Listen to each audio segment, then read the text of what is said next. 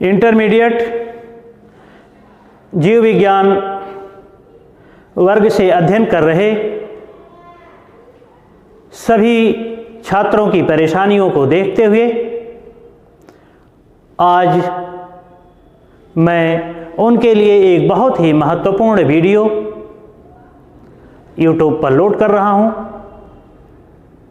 और मेरे YouTube पर अध्ययन करने वाले छात्र इस वीडियो को अपने सहपाठियों में अधिकाधिक शेयर करें ताकि आपके साथ आपके सहपाठी भी इससे लाभान्वित हो सकें। इंटरमीडिएट बायोलॉजी प्रैक्टिकल कुल 3 घंटे का होता है, यानी उसमें निर्धारित समय कुल 3 घंटे हैं। इंटरमीडिएट बायोलॉजी प्रैक्टिकल में कुल 30 अंक की प्रयोगात्मक परीक्षा देनी है। इंटरमीडिएट बायोलॉजी में कुल 100 अंक की परीक्षा होती है, जिसमें से 70 अंक थियरी का होता है, जिसमें जूलॉजी और बॉटनी दोनों से संबंधित क्वेश्चन आते हैं, और 30 अंक इंटरमीडिएट बायोलॉजी प्रैक्टिकल का होता है। और यह 30 अंक का मतलब 6% हुआ।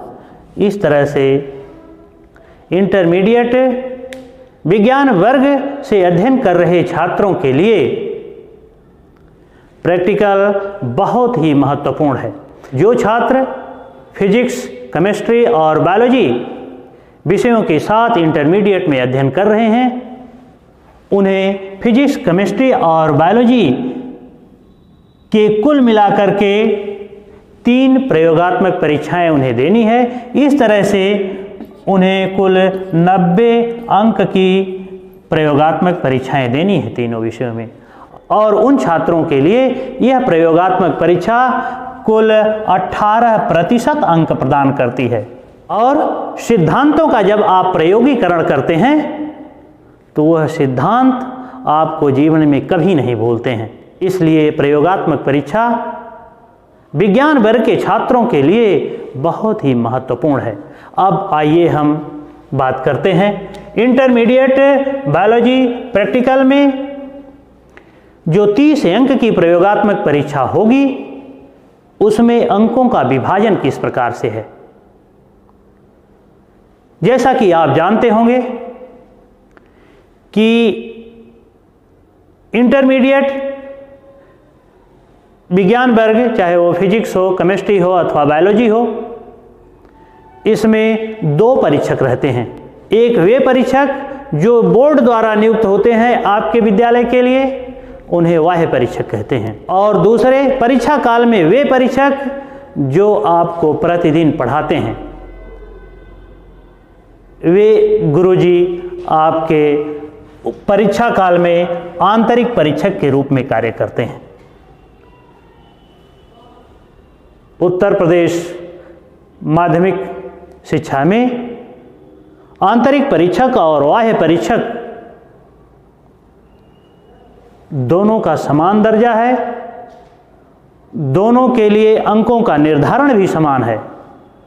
बाह्य परीक्षक के जिम्मे जो कार्य रहते हैं वह है स्लाइड निर्माण 5 अंकों का, स्पॉटिंग जिसमें 3 जूलॉजी से और 3 बॉटनी से होता है। कुल 6 स्पॉट होते हैं, प्रत्येक स्पॉट 1 नंबर का होता है, और इस तरह से जो कुल 6 स्पॉट होते हैं उन पर निर्धारित अंक 6 हैं। अतः स्पॉटिंग 6 अंक की होती है।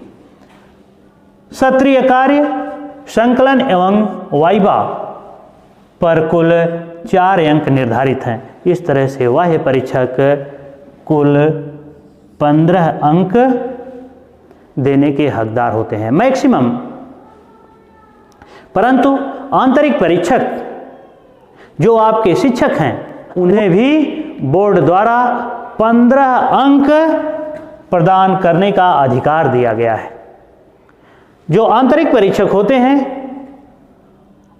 वह परीक्षा काल में एक दीर्घ प्रयोग कराते हैं जिन पर 5 अंक निर्धारित हैं।